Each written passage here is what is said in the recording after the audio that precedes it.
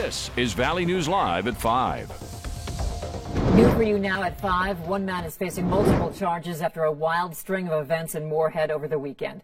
Court documents state just after 4 p.m. on Saturday, 29-year-old Vance Jourdain approached a car and began threatening the victims with a shotgun before leaving the scene.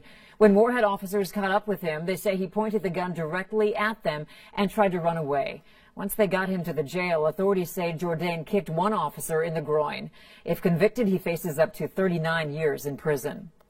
A Moorhead man is out on a $30,000 bond after documents state he locked his girlfriend in a closet and told her she doesn't deserve to live.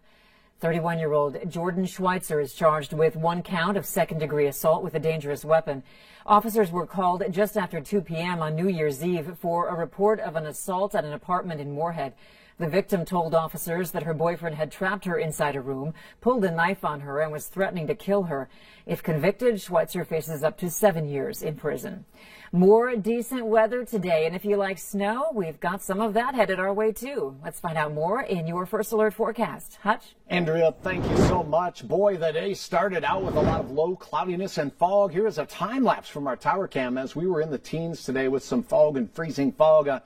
More of that frost around the area as a result of our low-level moisture as well. Our evening changes are in store. Take a look at the Muscatel pre-owned radar. At this time, we have the central portion of the Dakotas with most of the snow showers, where you see the dark blue near Ellendale, Wishick, Napoleon, seeing some snow that's going to accumulate this evening.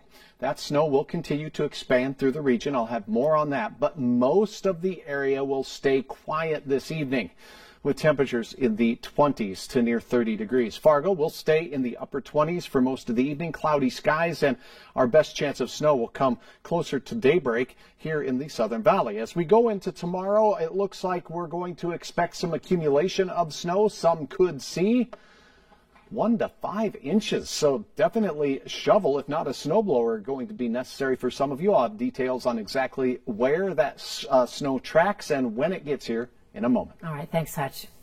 There's an increase in fake $20 bills being passed around in Minnesota. Authorities in Thief River Falls, along with the Polk County Sheriff's Office, got a report of a fake 20 that was given to a business yesterday. The bill clearly states that it is copy money, but it's the same size and color as a real bill. Officials say the holiday season is a busy time of year for exchanging paper currency, and counterfeit bills can be easily overlooked. They encourage you to check your money and make sure it is genuine. Minnesota restaurants are getting ready for indoor dining. Tomorrow, Governor Tim Walz is announcing changes to COVID restrictions as numbers continue to improve. Walz's office says no other details are being released at this point. The governor put a pause on indoor dining across the state on November 20th as part of a 4-week plan. He extended it on December 16th. Britain's prime minister has ordered a new nationwide lockdown to try and contain a new variant of the coronavirus, which may be up to 70% more infectious. CBS's Holly Williams reports from London. England is back in lockdown for a 3rd time. The weeks ahead will be the hardest yet. A message some people here are growing tired of hearing. It does take its toll on you because you just... everything's so unstable, so it feels like the ground's moving beneath you. British officials say hospitals are under more pressure than any time since the pandemic began. We have people in their 40s, their 30s, their 20s on our intensive care unit dying of COVID. There were more than 26,000 people with COVID in hospitals in England on Monday, 40% higher than the worst numbers back in the spring. Annabelle Sharma was admitted with her mother. 24 hours later, her mother passed away. It's literally just torn my family into tiny pieces. But scientists say the new variant of the virus in the UK is less concerning than yet another new strain of COVID that's been detected in South Africa. The South African variant is the one that is making the hair on the back of my neck stand up. CBS News medical contributor Dr. David Agus told us the South African strain has more mutations to its spike protein, which functions like a key opening the door to human cells. And there are fears that could make vaccines less effective. Authorities in the UK are racing to vaccinate the country's most vulnerable. To make limited supplies go further, officials made the controversial decision to give more people the first shot, but then make them wait 12 weeks instead of 3 for the second. Holly Williams, CBS News, London. The doctor calls it a brilliant decision to delay the second shot of the vaccine because it will give more people at least partial immunity. Sanford Hospital is updating the public on the coronavirus vaccine and how they're rolling it out. According to Vice President and Medical Officer Dr. Doug Griffin, Sanford has provided all vaccinations received to their staff. Griffin says the vaccine has very few side effects, but does include lightheadedness, low-grade temperature, sore arm, and headaches. So far, more than 22,000 people have been vaccinated in North Dakota. Dr. Griffin says the vaccine does not alter your DNA, cause infertility, or give you the coronavirus. He adds it's safe enough that he is recommending it to his family.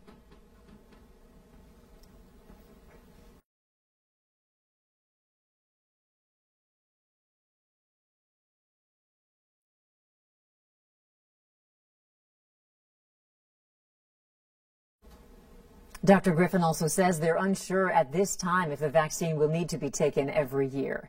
It is Election Day in Georgia again. Voters are going to the polls in a pair of Senate runoff races that mean as much to the rest of the country as it does to those voting today. Jay Gray is at a polling center in Atlanta with a closer look at the races and why the rest of the nation is so focused on what happens.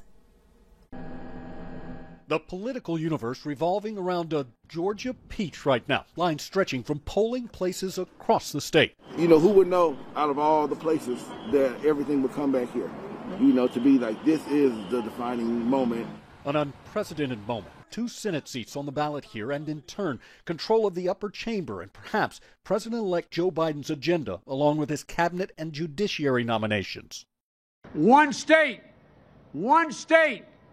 can chart the course, not just for the next 4 years, but for the next generation. Democrats Jon Ossoff and Reverend Raphael Warnock looking to unseat Republican incumbents David Perdue and Kelly Loeffler. If both Democrats win, there will be a 50-50 split in the Senate, giving Vice President-elect Kamala Harris the tie-breaking vote. If one or both of the Republicans are reelected, the GOP maintains a slim majority. Our country is depending on you. The whole world is watching the people of Georgia. The runoff framed by the ongoing and unsubstantiated claims of election fraud by President Trump, who, over the weekend, spent more than an hour on the phone with Georgia's Republican Secretary of State, lobbying to overturn his loss in Georgia. There's nothing wrong with saying that, that you've recalculated. Election officials repeatedly and claim by claim. None of that is true. Not a whit. Refuting the president's accusations while during the runoff trying to reassure Georgia voters and the nation about the process. Officials say it's important to note that this is Election Day, not Results Day. Experts say it could be tomorrow or even later before we know the outcome. High school seniors in North Dakota who are preparing for college have been affected by the pandemic in multiple ways. ACT scores for the class of 2020 were released, and they show a drop from the class of 2019. Nationally, ACT scores are at a 10-year low with a composite score of 20.6. North Dakota's scores averaged 19.6. The state graduated more than 7,400 students in 2020. An alliance of Minnesota craft brewers is asking state lawmakers to make some changes and free the growler. That's the name of their catchy campaign to allow them to sell beer directly to customers in the 64-ounce container. Right now, Minnesota law prevents breweries that produce more than 20,000 barrels of beer each year from selling growlers. It affects popular brewers like Surly, Fulton, Indeed, Lift Bridge, Castle Danger, and Shells. It's become part of the culture. So when you go to a tap room, most people expect that they're going to be able to purchase beer to go in some fashion. And growlers in Minnesota has become that de facto vessel. The group says removing the growler cap would bring Minnesota in line with most national beer laws. The alliance is encouraging people to text or email lawmakers and use the hashtag #FreeTheGrowler on social media. A woman who is likely the oldest person in North Dakota has died at the age of 115.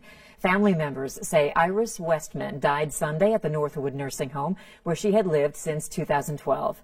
Relatives say Westman was mentally sharp right up until the end of her life. A private service will be held in the spring at Silent Hill Cemetery in Annetta, according to her obituary. You're getting a surprise in the mail if you live in West Fargo.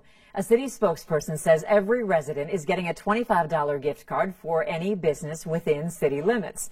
The goal is to give a boost to both residents and businesses struggling during the pandemic. People are excited to support local businesses as well, which we're really excited about. So I think it's well received. The money is coming from COVID-19 CARES funding relief funds. So this isn't money that we're drawing from property taxes or sales tax or things like that. It's money that's been set aside to provide relief. You can also use the gift card for things like gas or groceries, but you cannot use it to pay city utilities. The pandemic is prompting some families to pack up and move. Which states they're headed to is next. And flakes are beginning to fly near the South Dakota border. I'll have details on the timing of when the snow might hit your area.